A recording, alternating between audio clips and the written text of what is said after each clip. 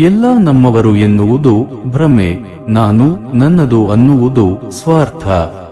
ಅವರು ನನ್ನವರು ಎಂಬುದು ಶುದ್ಧ ಸುಳ್ಳು. ನಿನಗಾಗಿ ನೀನು ಎಂಬುದಷ್ಟೇ ಸತ್ಯ. ಯಾರಿಂದಲೂ ಏನನ್ನೂ ಬಯಸದೇ ಇರುವುದೇ ಸೌಖ್ಯ.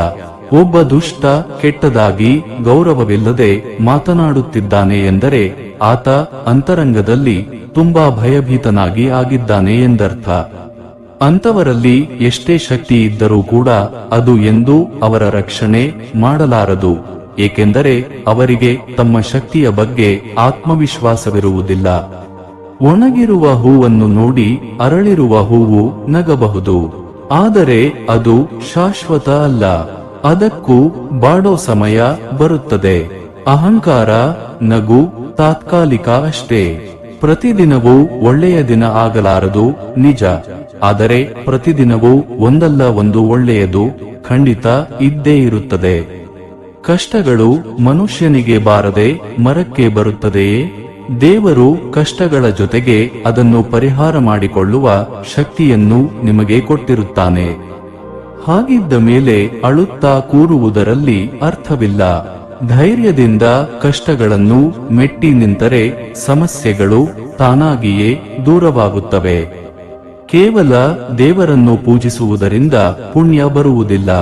ಉತ್ತಮ ಬುದ್ಧಿ, ಉತ್ತಮ ಯೋಚನೆ, ಉತ್ತಮ ಕೆಲಸ, ಉತ್ತಮ ಮಾತು, ಉತ್ತಮ ವರ್ತನೆ, ಕರುಣೆ, ಅಹಿಂಸೆಯಿಂದ ಪುಣ್ಯ ಸಿಗುತ್ತದೆ. ಮುಂಬರುವ ಜನ್ಮಕ್ಕೆ ಈ ಜನ್ಮವೇ ಬುನಾದಿಯಾಗಿರುವುದು ನಿಜ. ಸರ್ವ ಸಮಸ್ಯೆಗಳು ಹಣದಿಂದ ಪರಿಹಾರ ಆಗುತ್ತವೆ ಎನ್ನುವುದು ಮೂರ್ಖತನ. ಹಣ ಕೇವಲ ವ್ಯಾವಹಾರಿಕ ಸಮಸ್ಯೆಗಳಿಗೆ ಮಾತ್ರ ಪರಿಹಾರ ನೀಡಬಹುದು. ಆದರೆ ಭಾವನಾತ್ಮಕ ಸಮಸ್ಯೆಗಳಿಗೆ ಪರಿಹಾರ ಕಂಡುಕೊಳ್ಳಲು ಒಳ್ಳೆಯ ಗುಣ ಇರುವುದು ತುಂಬಾ ಅವಶ್ಯಕ. ಅತಿ ದೊಡ್ಡ ಸಂಪತ್ತು ಎಂದರೆ ಜ್ಞಾನ. ಬಲವಾದ ಆಯುಧವೆಂದರೆ ತಾಳ್ಮೆ. ಉತ್ತಮ ರಕ್ಷಣೆ ಎಂದರೆ ಸತ್ಯ. ಅತ್ಯಂತ ಒಳ್ಳೆಯ ಔಷಧಿ ಎಂದರೆ ನಗು. ವಿಸ್ಮಯವೆಂದರೆ ಇವೆಲ್ಲವೂ ಪ್ರಪಂಚದಲ್ಲಿ ದುಡ್ಡಿಲ್ಲದೆ ಸುಲಭವಾಗಿ ಸಿಗುವಂತಹದ್ದು. ಹೊರಗಿನ ಅಲಂಕಾರಕ್ಕಿಂತ ಒಳಗಿರುವ ಗುಣ ಮುಖ್ಯ. ವಿಷ ತುಂಬಿದ ಚಿನ್ನದ ಪಾತ್ರೆಗಿಂತ ಜೇನು ತುಂಬಿದ ಮಣ್ಣಿನ ಮಡಿಕೆ ಹೆಚ್ಚು ಮೌಲ್ಯಯುತ. ಯಾರಲ್ಲಿ ಕೋಪ ಮತ್ತು ಅಹಂಕಾರಗಳೆಂಬ ಈ ಎರಡು ಗುಣಗಳಿದೆಯೋ ಅವರಿಗೆ ಶತ್ರುಗಳ ಅಗತ್ಯವೇ ಇಲ್ಲ. ಅವರನ್ನು ನಾಶ ಮಾಡಲು ಆ ಎರಡು ಗುಣಗಳೇ ಸಾಕು.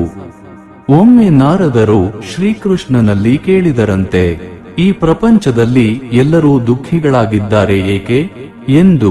ಆಗ ಶ್ರೀಕೃಷ್ಣನು ಮುಗುಳು ನಗುತ್ತಾ ಹೇಳಿದನಂತೆ, ಸುಖ ಎಲ್ಲರ ಬಳಿಯೂ ಇದೆ, ಆದರೆ ಎಲ್ಲರೂ ಇನ್ನೊಬ್ಬರ ಸಂತೋಷದಿಂದ ದುಃಖಿಗಳಾಗಿದ್ದಾರೆ ಅಷ್ಟೇ. ಬೇರೆಯವರು ನಿಮ್ಮನ್ನು ತಪ್ಪಾಗಿ ತಿಳಿದುಕೊಳ್ಳುತ್ತಾರೆ ಎಂದು ನೊಂದುಕೊಳ್ಳಬೇಡಿ, ಏಕೆಂದರೆ ಅವರ ತಿಳುವಳಿಕೆ ಎಷ್ಟಿದೆಯೋ ಅಷ್ಟೇ ಅವರು ನಿಮ್ಮನ್ನು ತಿಳಿದುಕೊಂಡಿರುತ್ತಾರೆ. ಅದರಲ್ಲಿ ನಿಮ್ಮ ತಪ್ಪೇನೂ ಇಲ್ಲ. ಮನಸ್ಸಿಟ್ಟು ಕಲಿತ ಅಕ್ಷರ, ಮೈ ಬಗ್ಗಿಸಿ ದುಡಿದು ತಿನ್ನುವ ಅನ್ನ, ಕಷ್ಟಪಟ್ಟು ಗಳಿಸಿದ ಸಂಪಾದನೆ, ಇಷ್ಟಪಟ್ಟು ಮಾಡುವ ದೈವ ಭಕ್ತಿ ಯಾರನ್ನೂ ಯಾವತ್ತೂ ಕೈಬಿಡುವುದಿಲ್ಲ. ಮನುಷ್ಯರ ನ್ಯಾಯಾಲಯದಲ್ಲಿ ಸಾಕ್ಷಿ ಮುಖ್ಯ, ಆದರೆ ದೇವರ ನ್ಯಾಯಾಲಯದಲ್ಲಿ ಸಾಕ್ಷಿಗಿಂತ ಸತ್ಯ ಮುಖ್ಯ. ಜೀವನದಲ್ಲಿ ಯಾರನ್ನೂ ಅತಿಯಾಗಿ ಪ್ರೀತಿಸಬೇಡಿ, ನಾಳೆ ಅವನು ನಿಮ್ಮ ಶತ್ರುವೂ ಆಗಬಲ್ಲ. ಹಾಗೆ ಯಾರನ್ನೂ ಅತಿಯಾಗಿ ದ್ವೇಷಿಸಬೇಡಿ, ನಾಳೆ ಅವನು ನಿಮ್ಮ ಮಿತ್ರನೂ ಆಗಬಲ್ಲ. ಜಗತ್ತಿನಲ್ಲಿ ಕಾಲಕ್ಕಿಂತ ಶಕ್ತಿಶಾಲಿಯಾದ ವಸ್ತುವು ಇನ್ನೊಂದಿಲ್ಲ. ಪರಿವರ್ತನೆ ಜಗದ ನಿಯಮ. ಪ್ರತಿಯೊಂದು ನೋವು ಒಂದು ಪಾಠವನ್ನು ಕಲಿಸುತ್ತದೆ. ಪ್ರತಿಯೊಂದು ಪಾಠ ವ್ಯಕ್ತಿಯನ್ನು ಬದಲಿಸುತ್ತದೆ. ನೀನು ಸಮುದ್ರ ಅನ್ನೋದು ಅರಿವಾದರೆ ಅಲೆಗಳೊಂದಿಗೆ ಕಿತ್ತಾಡುವುದು ನಿಂತು ಹೋಗುತ್ತೆ. ನೀನು ಏನೇ ಮಾಡಿದರೂ ತಿಳಿದು ಮಾಡು. ಜ್ಞಾನಪೂರ್ವಕವಾಗಿ ಮಾಡಿದ ಕರ್ಮ ಸಫಲ, ಇಲ್ಲದಿದ್ದರೆ ಅದು ವ್ಯರ್ಥವಾಗುತ್ತದೆ. ನಿದ್ರೆ ಎಷ್ಟು ಅದ್ಭುತ ಎಂದರೆ ಬಂದರೆ ಎಲ್ಲವನ್ನ ಮರೆಸುತ್ತದೆ, ಬರದಿದ್ದರೆ ಎಲ್ಲವನ್ನೂ ನೆನಪಿಸುತ್ತದೆ. ಜವಾಬ್ದಾರಿ ಇಲ್ಲದವನು ಮುಂಜಾನೆ ಏಳಲು 100 ಬಾರಿ ಯೋಚಿಸುತ್ತಾನೆ. ಜವಾಬ್ದಾರಿ ಇದ್ದವನು ನಿದ್ರೆಯಲ್ಲೂ ಎದ್ದಿರುತ್ತಾನೆ. ಎಲ್ಲಿಯ ತನಕ ನಂಬಿಕೆ ಎಂಬ ಆಯಸ್ಸು ಗಟ್ಟಿಯಾಗಿರುತ್ತೋ ಅಲ್ಲಿಯವರೆಗೂ ಸ್ನೇಹ ಸಂಬಂಧಗಳಿಗೆ ಸಾವಿಲ್ಲ. ಜೀವನದಲ್ಲಿ ಒಂಟಿಯಾಗಿಯೇ ಬಂದೆ, ಒಂಟಿಯಾಗಿ ಹೋಗುವೆ. ಮತ್ತೇಕೆ ಬಿಟ್ಟು ಹೋದವರ ನೆನಪಲ್ಲಿ ಮರುಗುವೆ. ತಂದೆ ಇದ್ದಾಗಲೇ ಜೀವನದಲ್ಲಿ ಬೀಳುವುದನ್ನ, ಸೋಲುವುದನ್ನು ಕಲಿಯಿರಿ. ಏಕೆಂದರೆ ಬಿದ್ದಾಗ ಅವನು ಮೇಲೆ ಎತ್ತುತ್ತಾನೆ, ಸೋತಾಗ ನಿಮ್ಮ ಜೊತೆ ನಿಲ್ಲುತ್ತಾನೆ. ಆದರೆ ಮಿಕ್ಕಿದವರೆಲ್ಲ ನೀನು ಬೀಳುವುದನ್ನೇ ಕಾಯುತ್ತಿರುತ್ತಾರೆ, ನಿನ್ನ ಸೋಲನ್ನೇ ಶುಭ ಕಾರ್ಯವಾಗಿ ಆಚರಿಸುತ್ತಾ ಇರುತ್ತಾರೆ. ರಾಮ ಎನ್ನುವವನೇ ರಾವಣನಿಗೆ ಇಷ್ಟವಾಗಲಿಲ್ಲ, ಕೃಷ್ಣ ಎನ್ನುವವನೇ ಕಂಸನಿಗೆ ಇಷ್ಟವಾಗಲಿಲ್ಲ ಎಂದಾದ ಮೇಲೆ ಎಲ್ಲರ ಮೆಚ್ಚುಗೆಗಾಗಿ ಬದುಕುತ್ತೇನೆ ಅಂದರೆ ಅರ್ಥ ಇರುವುದಿಲ್ಲ.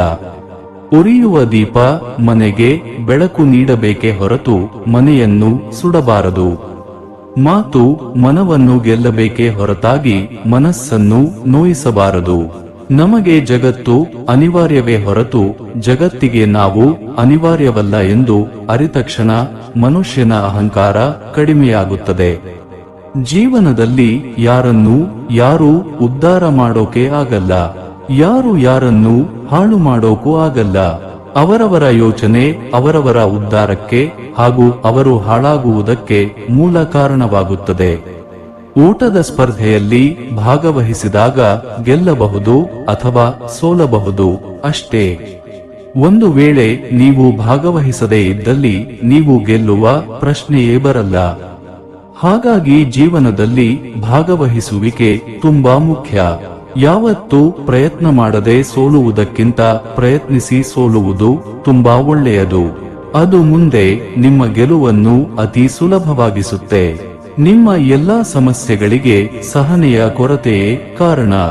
ನಮ್ಮ ಬಹಳ ದೊಡ್ಡ ಸಮಸ್ಯೆ ಏನು ಅಂದ್ರೆ ಇನ್ನು ಸಮಯ ಇದೆ ಅಂತ ನಾವು ನಮಗೆ ಅಂದುಕೊಳ್ಳುವುದು. ಸಮಯದಷ್ಟು ವೇಗವಾಗಿ ಯಾವುದು ಹೋಗುವುದಿಲ್ಲ. ಉಳಿದ ಎಲ್ಲವೂ ನಿಲ್ಲಬಹುದು, ಆದರೆ ಸಮಯ ಯಾವತ್ತೂ ಯಾರಿಗಾಗಿಯೂ ನಿಲ್ಲುವುದಿಲ್ಲ. ಎಲ್ಲವೂ ಕಳೆದುಕೊಂಡಿದ್ದೇನೆ ಅಂತ ನಿಮಗೆ ಅನಿಸಿದಾಗ ಒಂದು ಕ್ಷಣ ಮರವನ್ನು ನೆನಪಿಸಿಕೊಳ್ಳಿ. ಏಕೆಂದರೆ ಅದು ಪ್ರತಿ ವರ್ಷ ಮತ್ತೊಮ್ಮೆ ಎಲೆಗಳನ್ನು ಧರಿಸಿಕೊಳ್ಳುವುದಕ್ಕೆ ಆ ಸಮಯಕ್ಕೋಸ್ಕರ ಪ್ರತಿ ವರ್ಷ ಕಾಯುತ್ತಲೇ ಇರುತ್ತೆ. ನಿಮ್ಮ ಕಣ್ಣ ಮುಂದೆ ಮಾತ್ರ ಅಲ್ಲ, ನಿಮ್ಮ ಬೆನ್ನ ಹಿಂದೆಯೂ ಪ್ರಾಮಾಣಿಕವಾಗಿರುವವರೇ ನಿಮ್ಮ ನಿಜವಾದ ಸ್ನೇಹಿತರು. ಕೊಂಕು ಮಾತನಾಡುವವರು, ನಿಮ್ಮ ಬೆನ್ನ ಹಿಂದೆ ಮಾತನಾಡುವವರು ಯಾವತ್ತೂ ನಿಮ್ಮ ಸ್ನೇಹಿತರು ಆಗಲು ಸಾಧ್ಯವಿಲ್ಲ. ಹೊಗಳುವ 1000 ಜನರಿಗಿಂತ ತಪ್ಪು ಮಾಡಿದಾಗ ತಿದ್ದುವ ಒಬ್ಬ ಒಳ್ಳೆಯ ಮಿತ್ರ ಅಥವಾ ಗುರು ಇದ್ದರೆ ನಮ್ಮ ಜೀವನ ಸಾರ್ಥಕ. ಅನ್ಯರ ಸಂತೋಷದಲ್ಲಿ ಪಾಲುದಾರರು ಆಗುವುದು ಮಾತ್ರ ಅಲ್ಲ, ಕಾರಣರು ಆಗಬೇಕು. ಬೇರೊಬ್ಬರ ನೋವಿನಲ್ಲಿ ಪಾಲುದಾರನಾಗಬೇಕು, ಆದರೆ ಯಾವತ್ತೂ ಇನ್ನೊಬ್ಬರ ನೋವಿಗೆ ಕಾರಣರಾಗಬಾರದು. ಪ್ರತಿಯೊಂದು ವಸ್ತುವಿಗೂ ಅದರದ್ದೇ ಆದ ಸೌಂದರ್ಯ ಇದೆ, ಆದರೆ ಎಲ್ಲರೂ ಅದನ್ನು ಕಾಣುವುದಿಲ್ಲ. ಸೋಲಿನ ಭಯದಿಂದಲೇ ಬದುಕುವವರು ಗೆಲುವಿನ ಮಹಾಸಂಭ್ರಮವನ್ನು ಅನುಭವಿಸುವ ಅವಕಾಶದಿಂದ ವಂಚಿತರಾಗುತ್ತಾರೆ. ಗೆಲುವು ಬೇಕಾದರೆ ಭಯದಿಂದ ಮೊದಲು ಮುಕ್ತರಾಗಬೇಕು. ಇದು ನನ್ನಿಂದ ಆಗಲ್ಲ ಅಂತ ನಿಮಗೆ ನೀವೇ ಅಂದುಕೊಳ್ಳುವುದು ಮೊದಲು ಬಿಟ್ಟು ಬಿಡಿ. ಯಾವುದೇ ಕೆಲಸ ಮಾಡಬೇಕಾದರೂ ಪ್ರತಿಫಲದ ನಿರೀಕ್ಷೆ ಯಾವತ್ತೂ ಮಾಡಬೇಡಿ. ಸುತ್ತಮುತ್ತಲೂ ಇರುವುದು ನಮ್ಮ ಸಂಬಂಧಿಕರೇ ಆದರೂ ನಮ್ಮ ಸೋಲಿಗಾಗಿ ಕಾದು ಕುಳಿತಿರುವ ಹಿತಶತ್ರುಗಳೇ ಆಗಿರುತ್ತಾರೆ. ಸಮುದ್ರದ ಅಲೆಗಳು ಮನುಷ್ಯನ ಆಸೆಗಳಂತೆ ಒಂದರ ಮೇಲೊಂದು ಅಪ್ಪಳಿಸಿ ಬರುತ್ತಲೇ ಇರುತ್ತವೆ. ಆದರೆ ಯಾವುದೂ ಶಾಶ್ವತವಾಗಿ ನಿಲ್ಲುವುದಿಲ್ಲ, ನೆನಪಿರಲಿ. ನಮ್ಮ ಬಳಿ ಎಷ್ಟು ಹಣ ಇದೆ ಅಂತ ಲೆಕ್ಕ ಹಾಕಬಹುದು, ಆದರೆ ನಮ್ಮ ಬಳಿ ಸಮಯ ಎಷ್ಟು ಇದೆ ಅಂತ ಲೆಕ್ಕ ಹಾಕಲು ಸಾಧ್ಯವಿಲ್ಲ. ಹಾಗಾಗಿ ಪ್ರತಿ ಕ್ಷಣದ ಸದ್ಬಳಿಕೆ ತುಂಬಾ ಮುಖ್ಯ ಆಗುತ್ತೆ. ಈ ಬದುಕೆ ಒಂದು ಪ್ರಯೋಗ. ಯಾರು ಹೆಚ್ಚು ಹೆಚ್ಚು ಪ್ರಯೋಗ ಮಾಡ್ತಾ ಹೋಗ್ತಾರೆ ಅವರು ಬದುಕಿನಲ್ಲಿ ಗೆಲ್ಲುತ್ತಾ ಹೋಗ್ತಾರೆ. ನೀನು ಸತ್ಯವನ್ನು ಹೇಳಲು ಅಭ್ಯಾಸ ಮಾಡಿಕೊಂಡರೆ ಭಗವಂತನಿಗೂ ಹೆದರುವ ಅವಶ್ಯಕತೆ ಇಲ್ಲ. ಸುಳ್ಳನ್ನು ಹೇಳಲು ಪ್ರಾರಂಭಿಸಿದರೆ ನಿಮಗೆ ನೀವೇ ಹೆದರಿ ಬದುಕಬೇಕಾಗುತ್ತದೆ. ಜೀವನದಲ್ಲಿ ಮೊಟ್ಟ ಮೊದಲು ಕೆಟ್ಟ ವ್ಯಕ್ತಿಗಳನ್ನು ನಂಬಿ ಮೋಸ ಹೋಗ್ತೀವಿ. ನಂತರ ಒಳ್ಳೆಯ ವ್ಯಕ್ತಿಗಳು ನಮ್ಮ ಜೀವನದಲ್ಲಿ ಸಿಕ್ಕಾಗ ಅವರನ್ನ ನಂಬುವುದನ್ನ ನಾವು ಬಿಟ್ಟು ಬಿಡುತ್ತೇವೆ. ಎಂಥ ವಿಪರ್ಯಾಸ ಅಲ್ಲವೇ? ನೀವು ತಪ್ಪು ಮಾಡಿದಾಗ ನಿಮ್ಮ ತಪ್ಪನ್ನು ಒಪ್ಪಿಕೊಳ್ಳಿ. ನೀವು ತಪ್ಪು ಒಪ್ಪಿಕೊಳ್ಳುವುದರಿಂದ ನಿಮಗೆ ಅವಮಾನ ಆಗುವುದಿಲ್ಲ. ಬದಲಿಗೆ ನಿಮ್ಮ ಮನಸ್ಸಿನಲ್ಲಿ ತೃಪ್ತಿಭಾವ ಸಿಗುತ್ತದೆ. ನೀವು ಸರಿಯಾಗಿದ್ದಾಗ ಸುಮ್ಮನೆ ಇದ್ದು ಬಿಡಿ. ಎಷ್ಟೇ ತಪ್ಪು ಆಪಾದನೆಗಳು ಆಗಿದ್ದರೂ ನಿಮ್ಮ ಮನಸ್ಸಿನಲ್ಲಿ ನಿಮಗೆ ನಾವೇನು ತಪ್ಪು ಮಾಡಿಲ್ಲ ಎಂಬ ಭಾವನೆ ಇದ್ದರೆ ಸಾಕು. ಅದನ್ನು ನಿರ್ಧರಿಸಲು ಮೇಲೆ ಒಬ್ಬ ಭಗವಂತನಿದ್ದಾನೆ. ಬದುಕುವುದಕ್ಕಾಗಿ ದುಡಿಯುವುದು ಅನಿವಾರ್ಯ. ಹಾಗಂತ ಫಲದ ಬಗ್ಗೆ ಕಣ್ಣಿಟ್ಟು ಕೆಲಸ ಮಾಡಿದರೆ ನಿರಾಶೆ ಹೆಚ್ಚು. ಕೆಲಸವನ್ನು ಶ್ರದ್ಧೆಯಿಂದ ಪ್ರೀತಿಯಿಂದ ಮಾಡಿದರೆ ಫಲ ಇಂದಲ್ಲ ನಾಳೆ ದೊರಕಿಯೇ ದೊರಕುತ್ತದೆ.